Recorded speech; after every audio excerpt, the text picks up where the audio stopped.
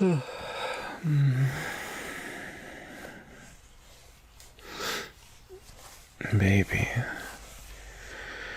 what are you doing up?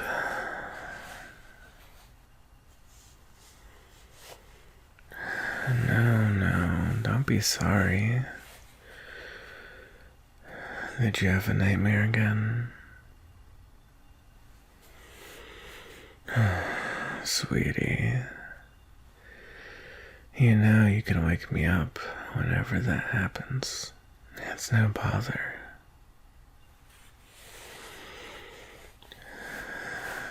Do you want to talk about it? Alright. We don't have to. Don't worry. Come here. I'll just cuddle you instead. Hey, whatever the dream was about, just remember that it was just a dream and it's all over now. Now you're just laying here in bed with your wonderful boyfriend.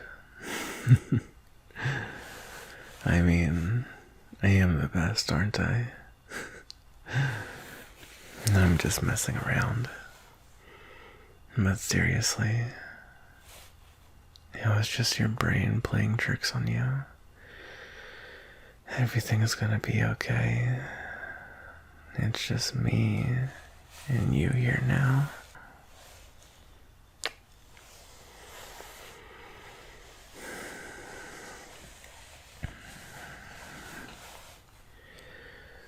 What do you want to do, baby? Do you want to try to get back to sleep, or do you just want to get up for the day?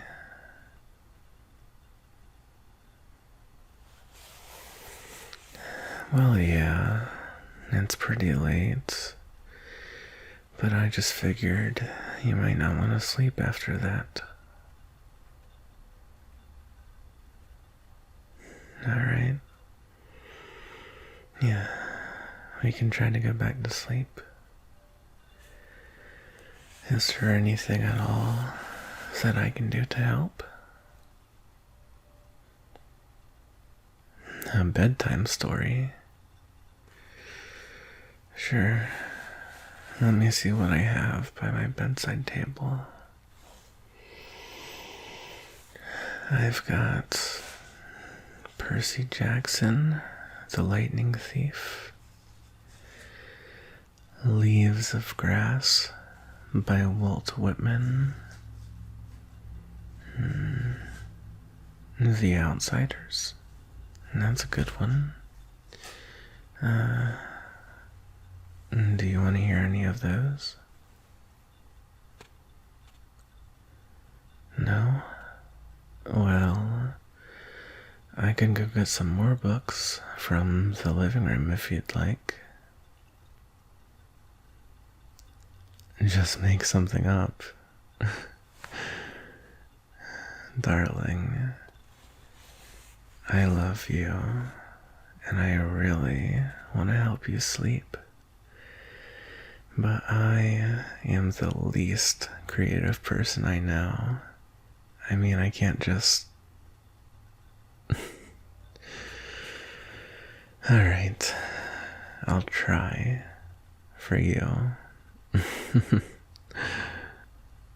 Oh, where to begin? Once upon a time, there was a little mouse named Cheesy. Cheesy lived alone out in the middle of the woods. He would scavenge around various places looking for food to keep himself full. He'd dig around the ground, finding seeds. He'd sneak into the burrows of other animals while they were away, trying to gather leftovers. Sometimes He would even dig up fluffy little dandelions just to eat their roots. But no matter what Cheesy did, he was never full. There was a hunger within Cheesy's stomach, far larger than the tiny little mouse, which could not be satisfied with the occasional seeds and dandelion roots. As the year went on, winter approached the forest which Cheesy called home. At first, it was just a chill in the air. Next, the lakes began to freeze over. And then, tiny little snowflakes began to fall from the sky. These delicate crystals were so tiny that even Cheesy could catch them on his tongue. But as beautiful as this time was, Cheesy knew he had to move. The cold was freezing over the ground. The seeds and roots he had eaten all year long were no longer available. And he became hungrier than he had ever been. And so he began exploring.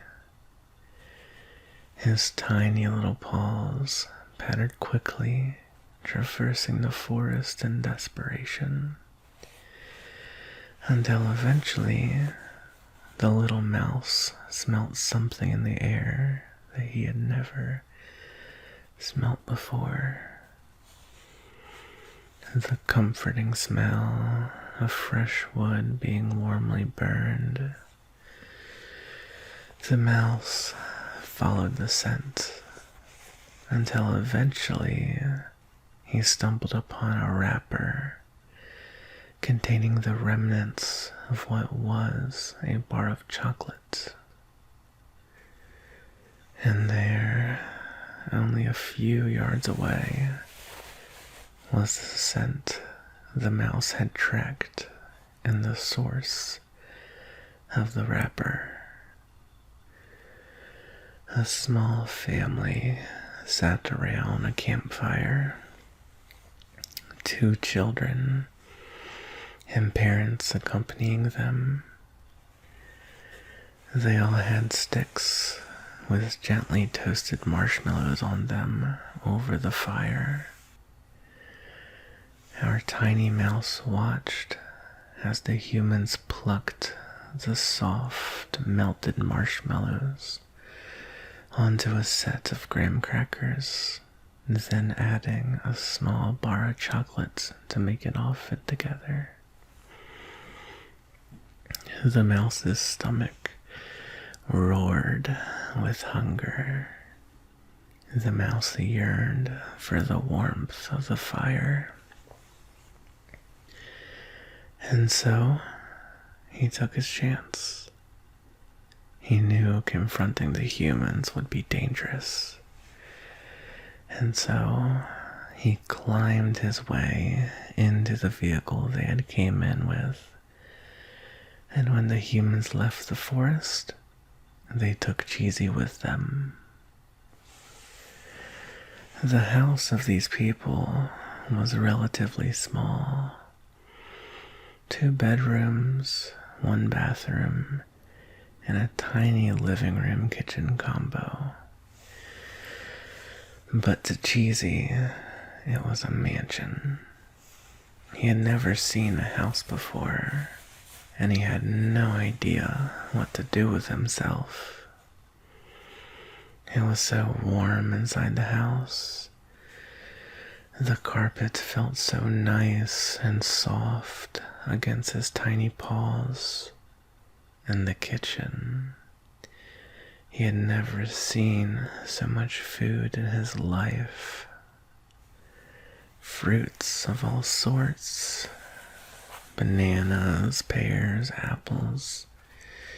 He couldn't help but to take a nibble from each, and they all tasted, oh, so sweet. Next, he discovered the family snacks, all sorts of chips and pretzels. But then, one night, one of the children left out some food after they made a sandwich. Some bread, ham, and cheese. The bread was nice and soft, but a bit too bland for our mouths. The ham was delicious, but overly salty.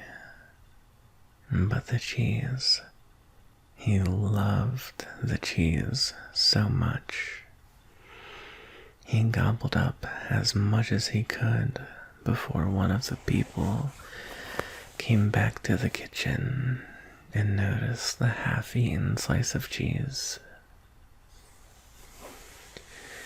After this, the family was well aware of what had happened, and they knew something had gotten into their house.